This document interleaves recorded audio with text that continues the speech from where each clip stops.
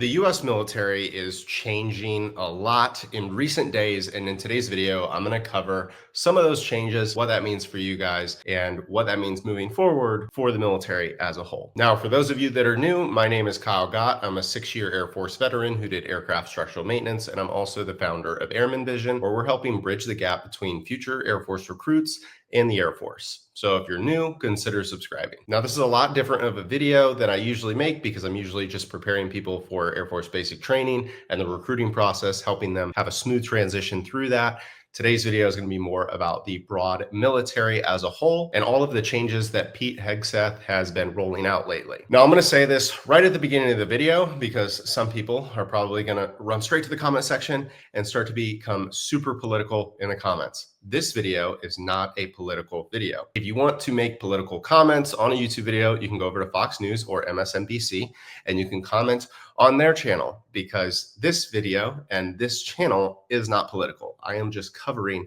the overall changes that the military is experiencing right now. So in the comment section, we're going to keep it respectful. We're going to keep it non-political, and we're going to be focused on the actual facts of the situation. Also, I'm not in my typical studio because I'm traveling this weekend. I am in Vegas for a hockey tournament where it's a bunch of first responders, veterans, and service members that are playing. So just bear with me with this blank background that I have right now. Now, there's a few things that I want to cover in this video. And first and foremost is going to be politics in uniform and the way that people have been speaking out and their political views in uniform. Then I'm going to cover how the pendulum swings in the military, where rules and regulations get put in place, then they get taken away, then they get put back in place. So the military is this ever swinging pendulum that goes back and forth. Then I'm going to talk about the use of social media and how military members are using social media today. And then I'm going to be talking about the memorandums that Pete Hegseth has rolled out as of September 30th. So I'm going to be covering the actual facts of the matter when it comes to the memorandums. None of this is political. So let's jump in to the very first conversation of politics in uniform. This is just a no-go.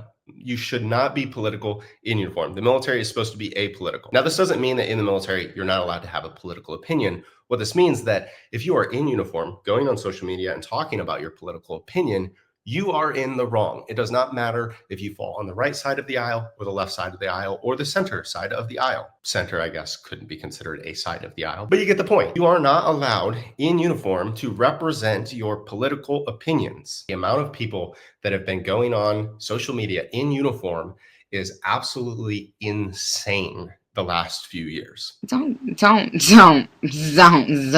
And there's a lot of people that are just putting themselves in jeopardy and putting themselves in a bad situation because there are regulations that clearly state you're not allowed to do this. And so then if you do this, hoping that, well, I have free speech, I can say whatever I want. Unfortunately, no, you can't. What? It's the same way if you sign an NDA, you then no longer can talk about the subjects that you said you would not talk about when you signed that NDA. Signing your contract to join the military is very much like signing an NDA. There are so many rules and regulations when you sign your contract to join the military. You are essentially saying, I will follow the Constitution. I will follow the leaders and the officers appointed above me. I will follow all of their orders. I will follow the AFIs if you're in the Air Force, the Air Force instructions. You will follow the UCMJ. You will follow all these rules and regulations. And a lot of those rules and regulations bar you from saying whatever you want. And a lot of people, unfortunately, think that they just have free reign to say and do whatever they want in uniform, which is absolutely not true.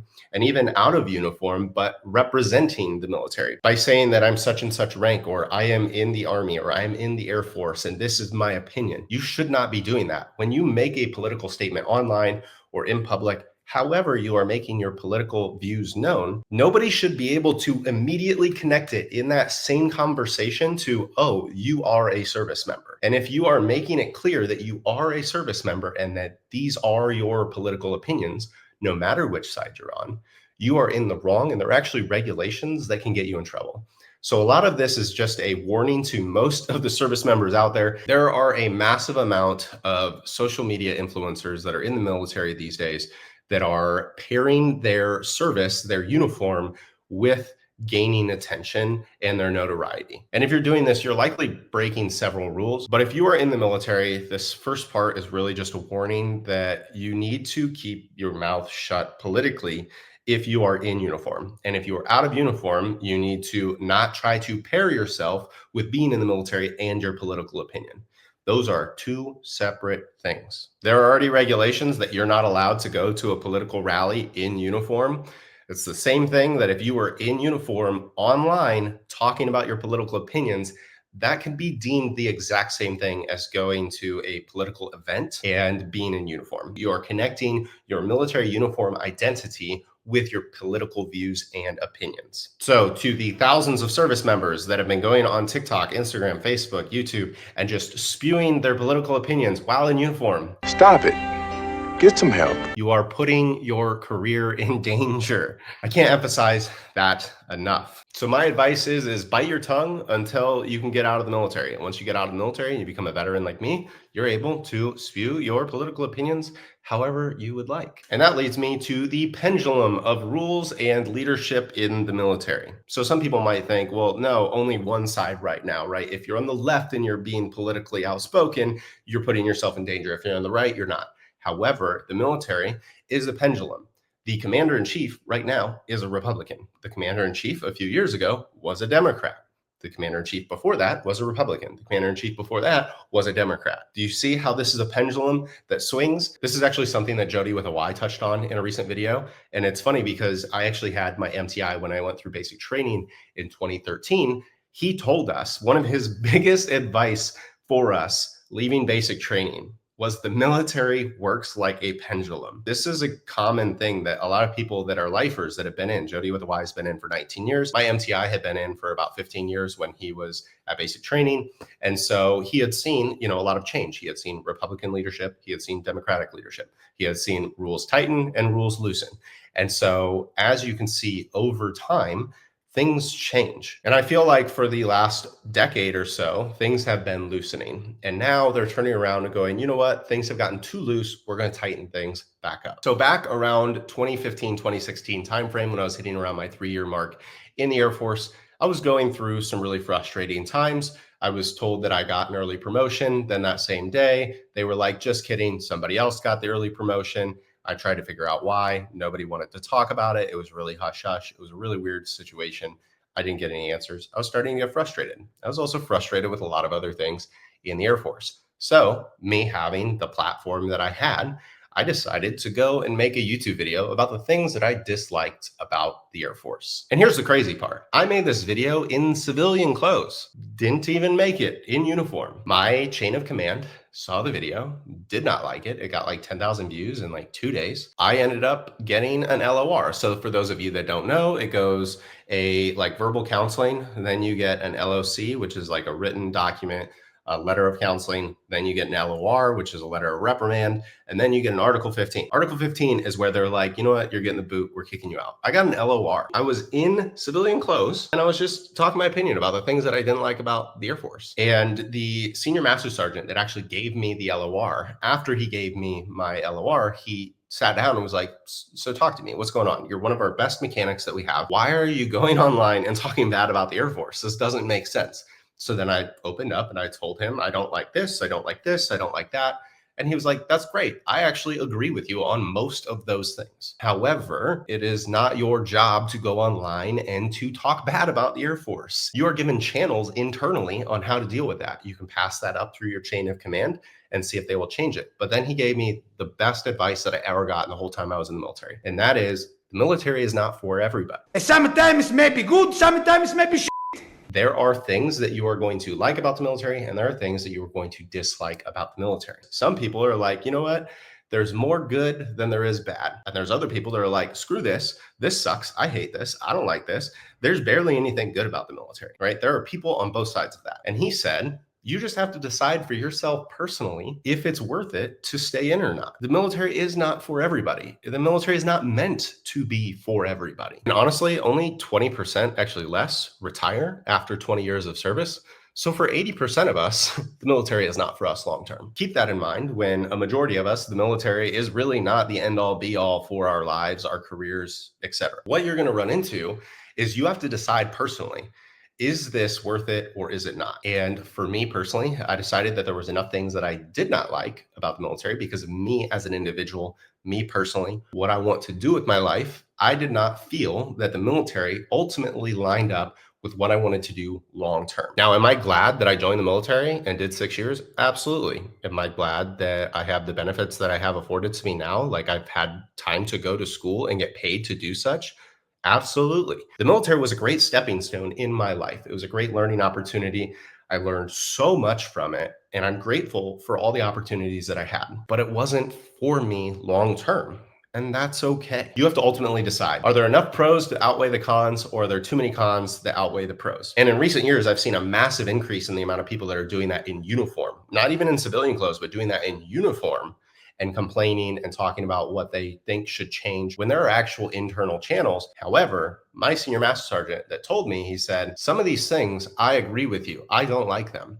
And I have tried to change them as well. But at the end of the day, you have to accept that one, the military can move very slowly sometimes with change. And some of these things may not change. And you have to decide, is it okay for me to stay in knowing that this may never change? Because you can't fight it. You just have to accept that. And that was really eye-opening for me because I was like, oh my gosh, I have been trying to fight this and push back. And I want to be this ultimate big change. And I feel like I am so self-important. You're so dumb. You are really dumb. When realistically, I was just a little piece of the puzzle. And yes, I wanted to change, and maybe a lot of people wanted it to change. But at the end of the day, I had to accept that it is not my responsibility to actually change it. It is not my responsibility to take on that burden. I just have to accept that this is the way it is. And I can choose, am I okay with it or am I not? And if I'm not okay with it, does that outweigh the pros of the military? And if it does, then I need to get out at the end of my term. Once I get out, then I can talk freely about all of my opinions about the military and how I felt about it. While I was in uniform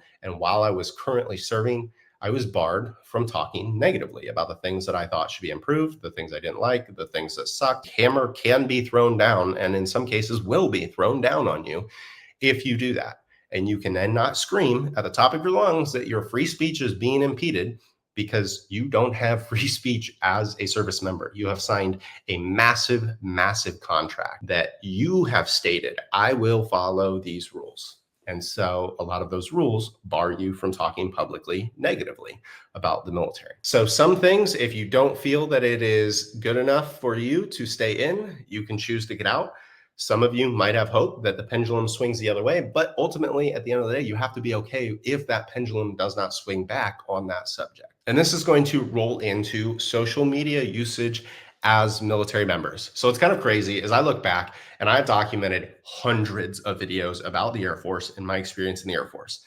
And I go back now and try to find videos of me in uniform. And I'm like, wow, this is really frustrating because I watch people today, social media influencers that are in the military, that post more times in uniform in 1 week than I did in 6 years of service. So I actually got put up for Airman of the Year at both of my bases when I was stationed in Okinawa, Japan, and when I was stationed in Las Vegas, Nevada. And both times, my section chief let me know that senior leaders way higher that were making the decision on who was going to win that award, I was automatically barred from winning that because I made YouTube videos about the Air Force. Come on now, dog.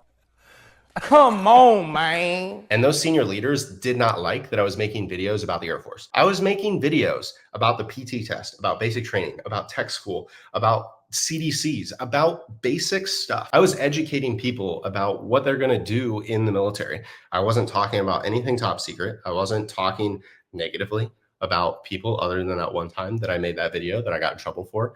But I was really just trying to educate the people that were coming into the military in civilian clothes. I was in civilian clothes in these videos. If you've been watching my videos lately, you might have noticed that a lot of my videos have been based out of the 36-2903, which is the Air Force instructions for personnel look and appearance. That includes the way you dress, the way your facial hair is, the way your regular hair is. And this is a reason why I didn't get awards when I was in, because there were senior leaders that did not like this. And now I'm looking back and I'm seeing people constantly posting in uniform and talking about their opinions, people using their uniform for clout. They're doing dances in uniform. They're doing challenges. They're making outrageous statements just to grab attention. They're rage baiting people. What is going on? This is absolutely wild. What the is this world? Because back when I was in, talking about basic training in civilian clothes in my house was getting me looked at negatively from senior leaders. And now we are so far beyond that. The pendulum has swung so much. I started making videos about my Air Force process back in 2012 when I was in the delayed entry program. And there's been so much change over that time on social media. I was one of the first military YouTubers, vloggers, etc. And to see how much change has happened, like I tried to be, professional and respectful, and I tried to really just help the next generation. I didn't use it to try to promote myself and become famous. I really just wanted to help others because when I first joined, I was like, what the hell am I getting myself into? I'm signing 6 years of my life away. That's a big deal. And I didn't fully understand what I was getting myself into. And there wasn't really information because Air Force recruiting hasn't really done a good job of sharing what your actual life is going to be like. The Air Force definitely doesn't cover any of that. And there wasn't any YouTubers or vloggers that were covering that at the time. So for me, I went and I was just going to share my journey. And I was literally just doing it to help the next generation, to make them feel more at ease and understand better what they were getting themselves into. And I shot almost all of my content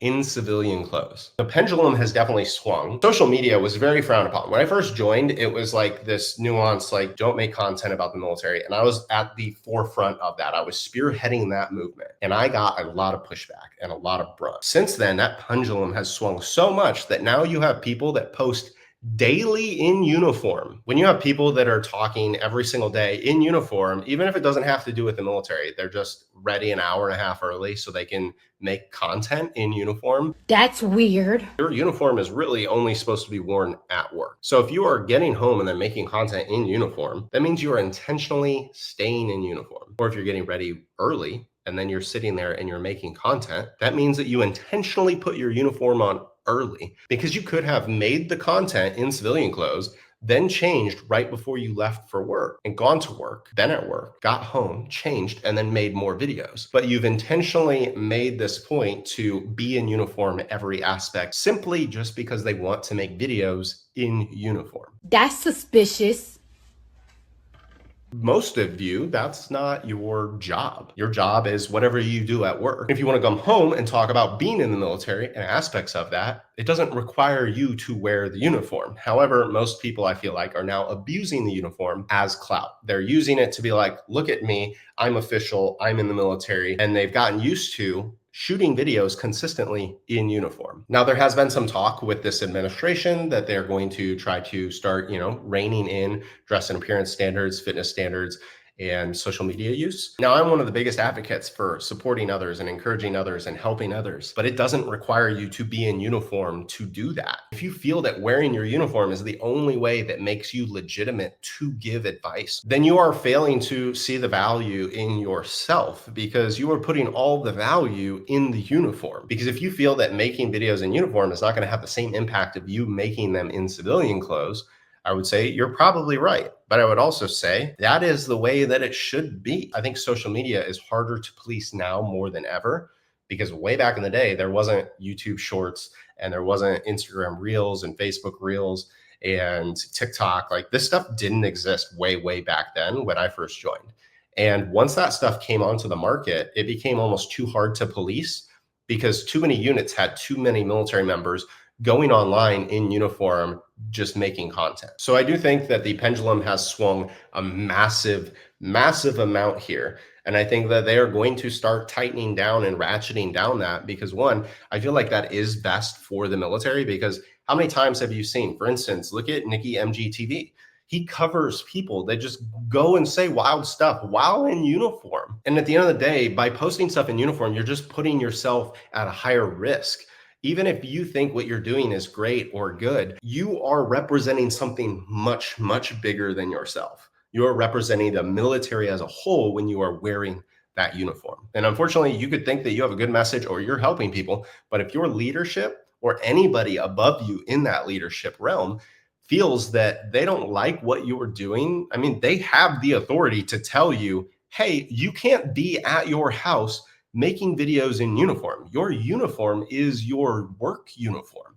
It is meant to be worn while at work. If you are wearing your uniform and you're making social media content, you are technically saying to people, I am working right now. That uniform is meant to only be used while you are working for the military. So unfortunately, I do think that the service uniform has been abused greatly over the last few years, and it is no longer linked to service members actually working in the military. It is linked to just service members going on and spewing their opinions constantly and trying to make trend videos. And that is not the image that the military uniform is supposed to be connected with. The military uniform is supposed to be connected with doing the mission. Sitting at home in your apartment is not doing the mission of any of the military branches. That is you on your own time doing your own thing. And I know a lot of people are probably not going to be happy about this, but all I would have to say to that is you didn't join to earn that uniform to then make videos in that uniform. You joined to earn that uniform so you could go and do your job for the military. So if you are making content in uniform and you aren't doing your job while making that content, in my opinion, it doesn't really make much sense. And I was guilty of this too. I did this a few times. When I was in, I would make a video or two while I was in uniform. The more I learned while I was in, the more I've learned while I was out. That's not the image that the military as a whole, the entity of the military wants to be related to.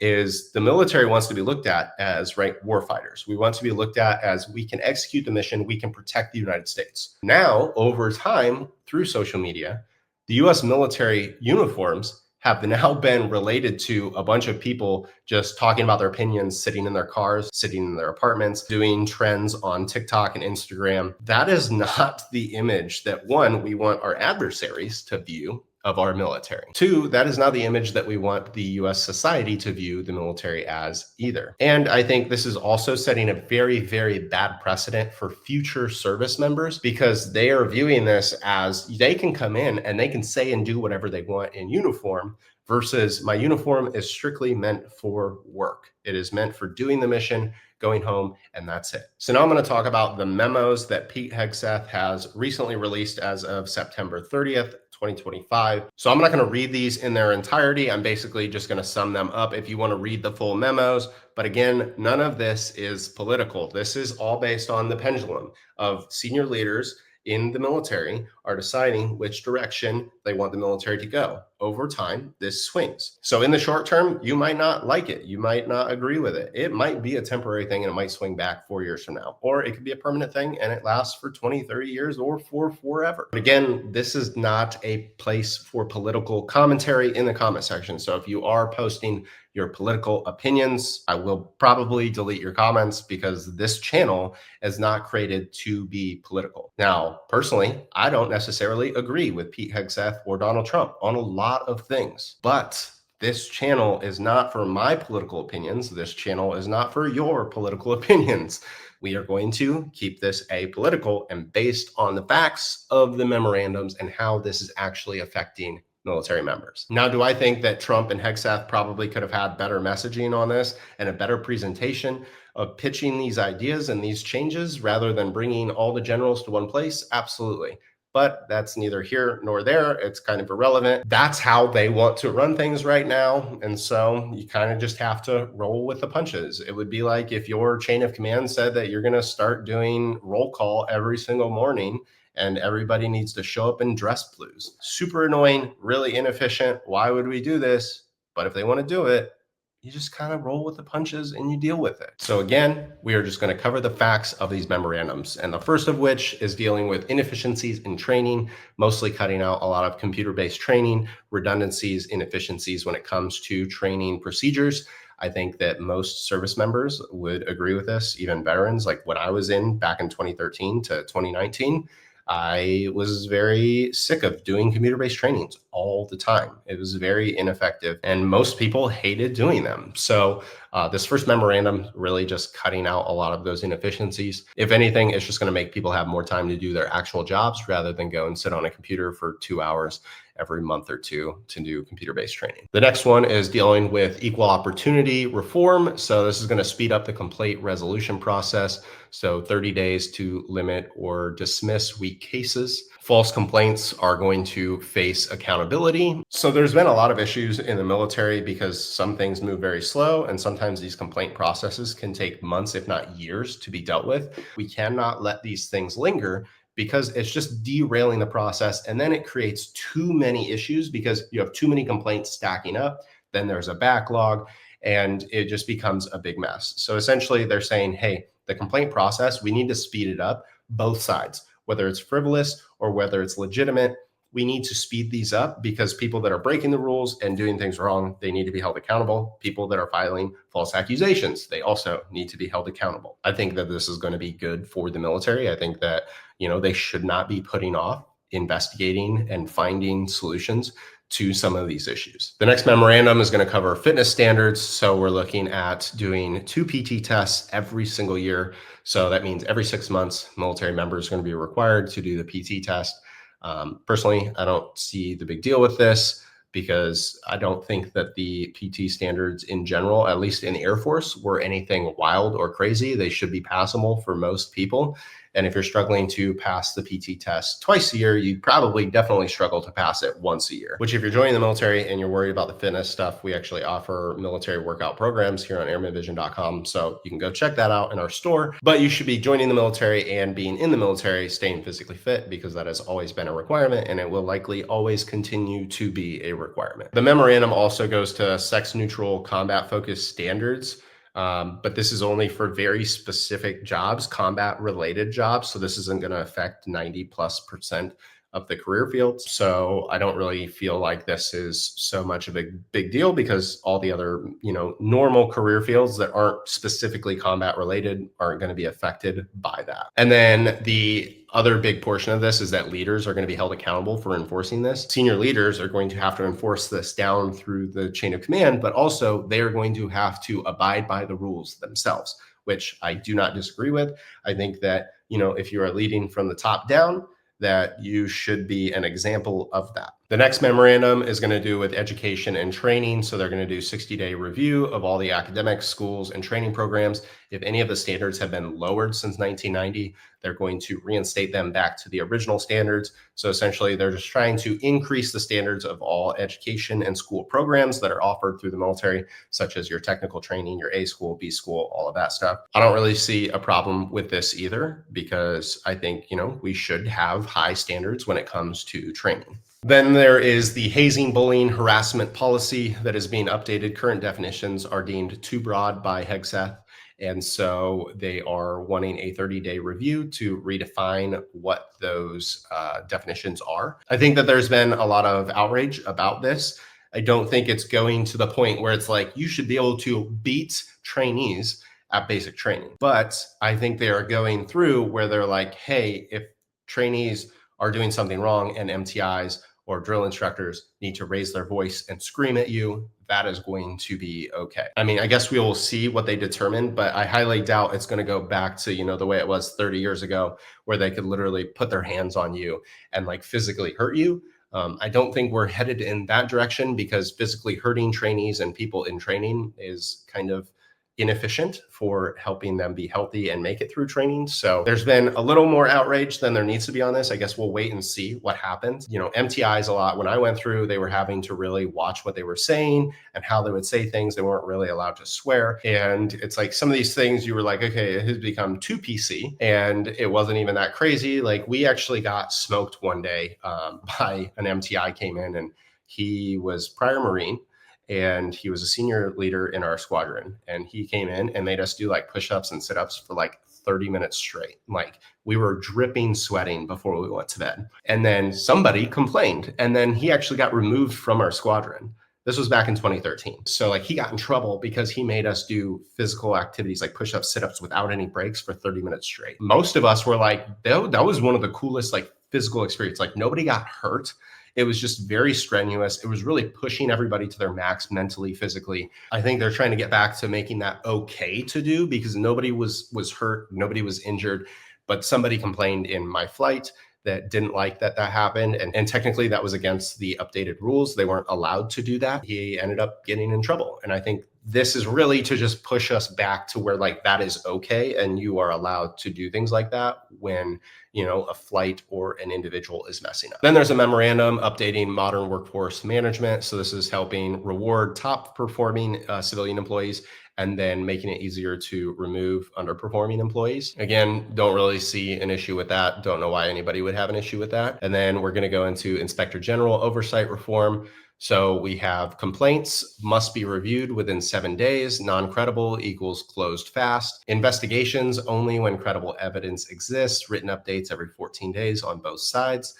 Prevent promotion assignments from being unfairly stalled by unproven complaints. Speeding up the process of investigating things and not dragging investigations out over months or years. I think that's a good thing for the military. I don't think we should be dragging things out as long as possible. I think we should be coming to conclusions as quick as possible, moving on and moving forward. And then there is another one on promotion review policy, ends automatic use of special selection review boards. Each service can use their own faster, less bureaucratic promotion review process. I don't think most people are going to complain about that either. It's just getting rid of some of the bureaucracy, making things faster. Then there's one on Purple Heart and Valor Awards. All Purple Hearts and Valor medals must be formally presented in a ceremony to the recipient or the next of kin. The only exception is if the next of kin or the recipient declines that. And then there is adverse information policy. Unproven allegations will no longer be automatically counted as adverse information in promotions.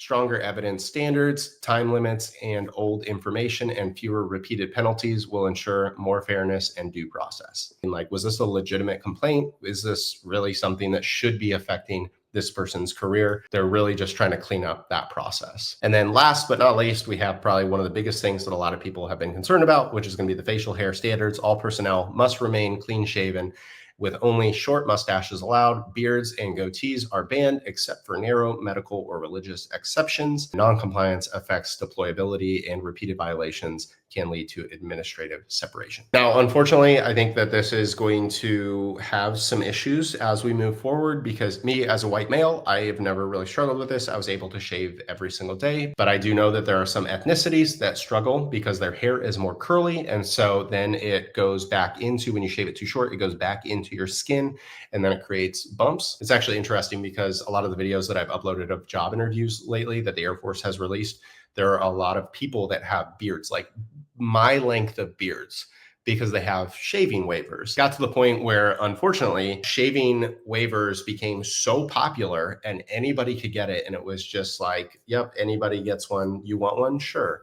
And there wasn't really a strict regulation of if you truly needed it or not. And unfortunately, all the people that have gotten shaving waivers over the last few years that didn't actually need one have probably contributed to the fact that this is now becoming a policy. So that pendulum swing, right? It became, hey, we're making it more accessible for people to get shaving waivers. Then a bunch of people abused the system and took advantage of it, right? You give people an inch, they'll take a mile. So my guess is because a lot of people abused the system when it got more loose, that now they're like, you know what? You can't have it. Like, it's kind of one of those things where you give people some liberties. If they take advantage of it and they go more than what you've offered, then you're like, no, I'm just going to take all of that away. So unfortunately, for a lot of people that actually need shaving waivers, it's probably going to get harder to get a shaving waiver because a lot of people abuse this. I personally, look, I have a beard. This is one of the reasons why I enjoy getting out of the military, is because I could grow a beard out. Like, I grew my beard out. Like, there's a picture of me growing my beard out like stupid long, right? And I grew my hair out, went against the clean shaven and presentable look of the military after I got out. I completely went the opposite. I went super rebellious. I hated shaving daily, but I also didn't need a shaving waiver. Did I want one? Absolutely. I wish I could have had a beard while I was in, but I wasn't going to go get one because I actually did not need one for medical reasons. And I think this has contributed to Hegseth, rolling this out, because there have been a massive increase of people having beards that more than likely don't actually medically need to have a beard. They are capable of shaving medically every single day, but they have just abused the system and it has gotten out of control. So the only way to fix that is to just make everything super tight and super strict again. That's kind of unfortunate. It sucks for the people that really need it, that are going to have to jump through a bunch of hoops to try to, get approved for their shaving waivers now. Now, overall, I don't really see a big deal with any of these memorandums. I don't think any of these are super far reaching or crazy. I think most of these are just pretty basic, and we're just getting back to tightening things up because, yes, over the last 10 years, things have definitely gotten really, really loose in the military. And this is coming from somebody that, like, look, I wear like these big hoop earrings. I have a beard. Like I am a big supporter of individualism, but the military is not the place for that. As a veteran, as a civilian, yeah, you can be an individual all you want, but the military is not the place for that. And so I'm coming from somebody that agrees and believes with individualism and being able to express yourself widely however you choose. However, there are rules and restrictions when you join the military. You sign a contract saying that you're going to follow all these rules. These memorandums, in my opinion, are not wild. They're not crazy. Even though the news has kind of, nitpicked here or there. On one side, they're praising this like the greatest thing ever, and we're making the military the most strict thing ever. Not really. And then the other side is like, oh my gosh, we're like ruining the military. And it's like, not really. I think both sides are really just exaggerating. And so overall, it's not that big of a deal. I think that a lot of this has just been blown out of proportion on both sides. So as far as it comes to these memorandums, right? I'm not talking about other policy and other things. I'm talking about these memorandums. I think everybody just needs to take a breath, take a beat. And if you don't like it, the advice that I was given by a senior master sergeant, an E8, when I was in the Air Force was, Sometimes it may be good, sometimes it may be shit. if you don't like it, then get out at the end of your enlistment, because the military is not for everybody, and that is okay. But keep in mind that while you're in, you have to follow policy and regulations, which means keep your mouth shut about your opinion about certain rules and regulations. I know it sucks. I know it sucks to bite your tongue and not share your opinion because you feel like everybody needs to know, but wait your time. Do not jeopardize your career. Do not get in trouble. Do not make your career any harder than it already is on yourself. I did that to myself. Regret it. I wish I would have had a different mindset while I was in. I wish I would have had that advice from day one instead of 3-4 years in getting that advice. So at the end of the day, just know the military is realistically just a stepping stone for your life. Even if you do 20 years, you're probably going to get a job afterwards.